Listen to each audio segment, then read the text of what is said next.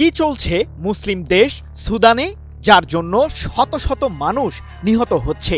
দেশটির সেনাবাহিনী এবং শক্তিশালী আধাসামরিক গোষ্ঠী র্যাপিড সাপোর্ট ফোর্সেস আরএসএফ এর শক্তির ক্ষমতা দখলের নোংরা খেলায় পিষ্ট হচ্ছে এক জাতির ভাগ্য।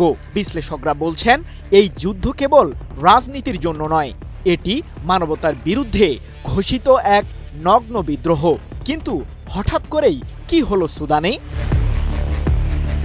নৃশংস গৃহযুদ্ধের আরেকটি ধ্বংসাত্মক অধ্যায়ের সূচনা হয়েছে সুদানে। দেশটির সেনাবাহিনীর টানা 18 মাসের অবরোধের পর 26 অক্টোবর সুদানের এল ফাশার শহরকে দখলে নেয় আরএসএফ।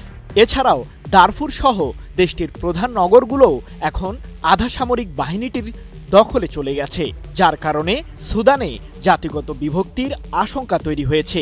সম্প্রতি এক প্রতিবেদনে বিষয়টি নিশ্চিত করেছে ব্রিটিশ সংবাদ মাধ্যম দ্য গার্ডিয়ান। জাতিসংঘের মতে সুদানে ইতোমধ্যেই 1 কোটি মানুষ গৃহহীন।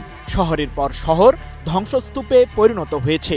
শিশুদের দেহ বালুর নিচে, মায়েদের দৃষ্টি আকাশে স্থির, যেন নীলনদ আজ রক্তে লাল।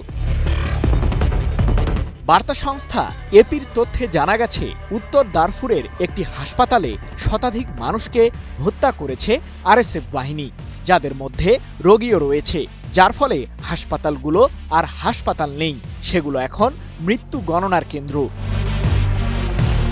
কিন্তু কিভাবে শুরু হলো আরএসএফ এর এই তাণ্ডব? 26 অক্টোবর আরএসএফ এক বিবৃতিতে জানায়, তারা ভাড়াটে সৈন্য এবং মিলিশিয়াদের কবল থেকে এল ফাশার শহরকে মুক্ত করেছে। এখন শহরটির নিয়ন্ত্রণ তাদের হাতে। এই ঘটনার ঠিক একদিন পরই সুদানের সেনাপ্রধান general Abdel Fattah al Burhan জানান, এল ফাশার শহর থেকে তার বাহিনী সরে গেছে। আর এরপর থেকেই আরএসএফ এর বিরুদ্ধে জাতিগত নিধনের অভিযোগ ওঠে। এদিকে 1 নভেম্বর কুর্দোফান শহর জুড়ে আরএসএফ এর সামরিক ঘাঁটি লক্ষ্য করে যুদ্ধবিমান দিয়ে হামলা চালিয়েছে সুদানের সেনাবাহিনী।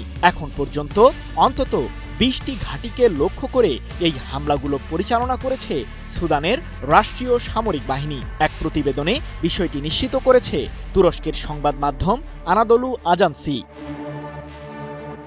এখন প্রশ্ন হলো, সুদানে এই অচলাবস্থা কিভাবে শুরু হলো? বাছাইকৃত কাঁচামাল ও স্বয়ংক্রিয় ইউরোপিয়ান মেশিনে তৈরি হয় all time honeycomb, all time healthy life.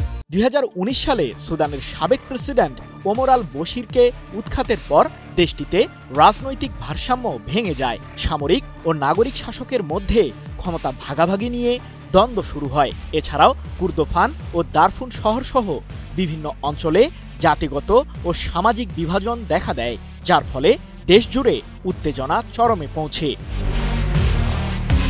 এরপর 2023 সালের 15 এপ্রিল থেকে সুদানের সেনাবাহিনী এবং আরএসএফ এর মাঝে সশস্ত্র সংঘাত শুরু হয়। যেই সংঘাতকে বন্ধ করতে ব্যর্থ হয় আঞ্চলিক ও আন্তর্জাতিক মধ্যস্থতাকারীরা। জাতিসংঘের মতে এই সংঘাতে এখন পর্যন্ত 20,000-এরও বেশি মানুষ নিহত হয়েছে।